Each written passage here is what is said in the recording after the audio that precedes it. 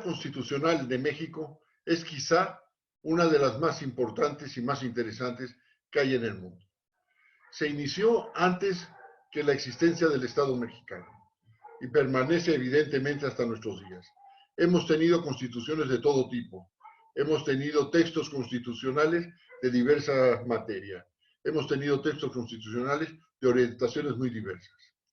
Empezó antes de que México se independizara con dos constituciones impuestas.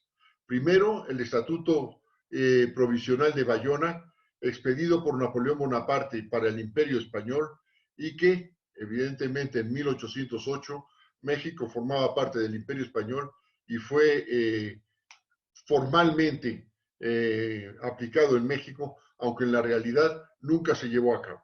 Si no se llevó a cabo en la metrópoli, en España, mucho menos en las colonias.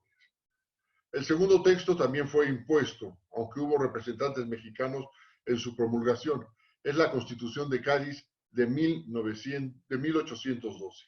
En esta Constitución, España termina con el absolutismo y gracias, aunque ellos no lo reconozcan, al texto de Bayona, se dan cuenta de que pueden tener una vida constitucional distinta al autoritarismo real. Esa Constitución llega a México, es promulgada, la Plaza Mayor de la Ciudad de México se le pone el nombre de Plaza de la Constitución en honor a la Constitución de Cádiz, pero tampoco nunca fue aplicada. Luego tenemos una serie de textos que no son propiamente constituciones completas, pero que tienen aspectos constitucionales.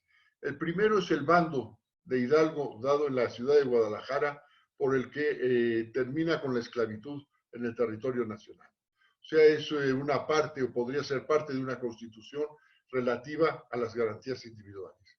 Luego tenemos los principios constitucionales de López Rayón, los sentimientos de la nación de José María Morelos y la Constitución de Apatzingán, que si formalmente también formó parte de la legislación mexicana, por dadas las circunstancias de la Guerra de Independencia, poco se llevó a cabo o poco se aplicó.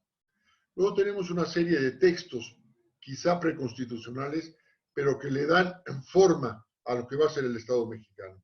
El Plan de Iguala, los Tratados de Córdoba y el Acta de Independencia, que configuran la estructura de lo que sería el Imperio Mexicano. Una vez México independiente, empieza una lucha permanente durante todo el siglo XIX para reestructurar, reorientar y tomar las decisiones jurídicas fundamentales de lo que hoy es el Estado mexicano.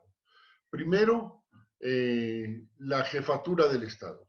Iturbide tiene la intención de tener una constitución imperial y se hace un estatuto provisional del primer imperio que tampoco llega a fructificar.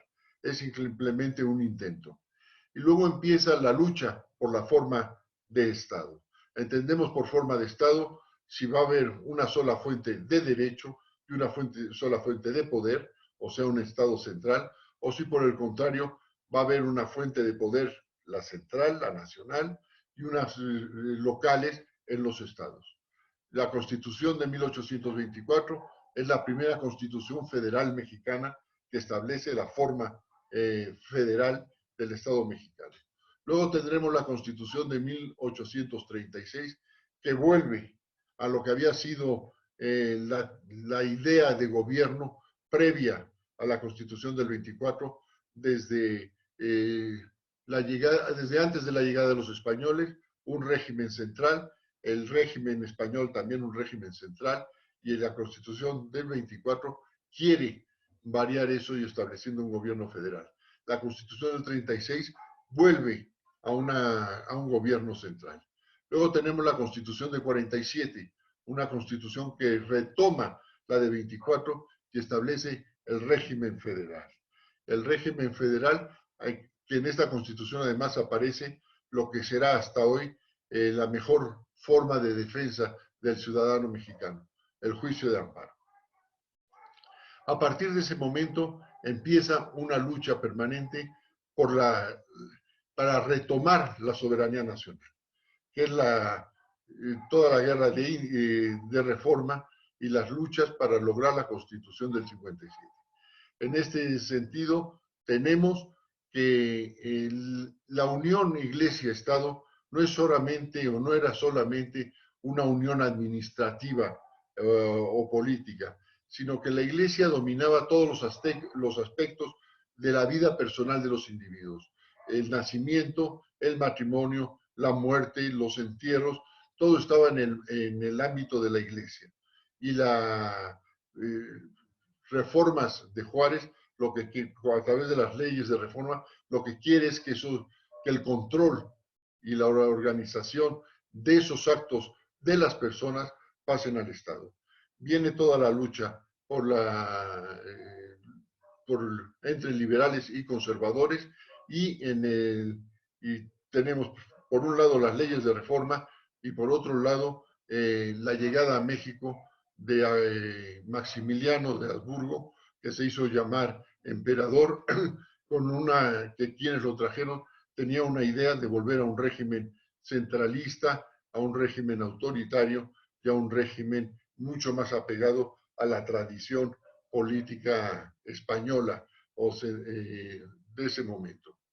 Luego tenemos el triunfo del liberalismo, el triunfo de la Constitución del 57, una Constitución que formalmente dura muchísimo tiempo, pero que en la práctica tuvo unas interrupciones muy serias, como fue la llegada de Maximiliano y la guerra de reforma.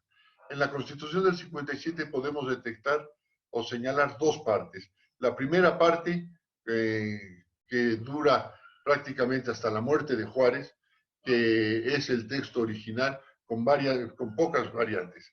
Y luego en la presidencia del Lerdo de Tejada se le hacen dos o tres modificaciones muy importantes. La reinstalación del Senado, que en el texto original de la Constitución no existía, y el establecimiento de la vicepresidencia de la República.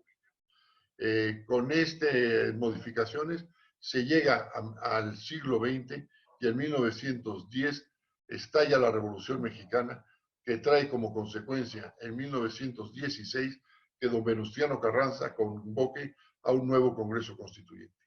En este nuevo Congreso Constituyente, México y los mexicanos tomamos las decisiones fundamentales de la estructura de nuestro Estado, yo creo que ya de manera permanente. Queremos ser una república, queremos ser una república federal, queremos que haya garantías individuales, queremos que haya garantías sociales, queremos que haya división de poderes.